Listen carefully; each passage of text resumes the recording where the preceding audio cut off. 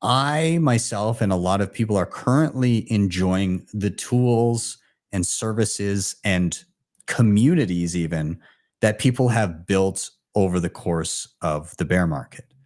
And the interesting thing with all these new people is they're never going to know what it was like before a lot of the great things that we have right now existed, right? Like they'll come in and this is just kind of how it is. Great. We've got all these choices for all of these different apps and pieces of hardware. And oh, I can easily find people locally that are Bitcoiners. There's lots of meetups. There's millions of hours worth of podcasts.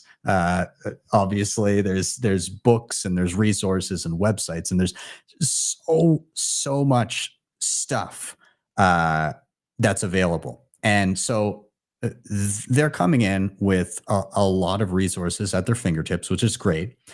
But they're also coming in with fresh eyes to be able to maybe see some of the things that are missing that those that have been around the block quite a bit maybe aren't noticing.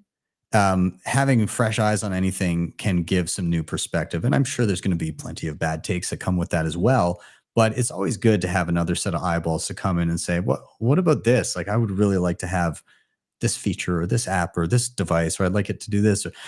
So, I mean, we're going to have lots of new ideas coming at us. And, there's always bad ones, but the good ones will bubble to the top. I think I'm bullish because over the coming cycle, all these newcomers will eventually be able to contribute in their own way towards the tools of the following epoch. I've got a literal pile of stuff to cover, and I'm looking at all the stuff, and every single thing that I look at, I'm like, oh, I get to make a video on this. I'm excited to cover this because there's so many interesting things happening. So again, my general reason for being bullish is there's so many interesting projects and they've benefited from the work that people before them have done to be able to kind of excel us forward. And I think it's going to continue to accelerate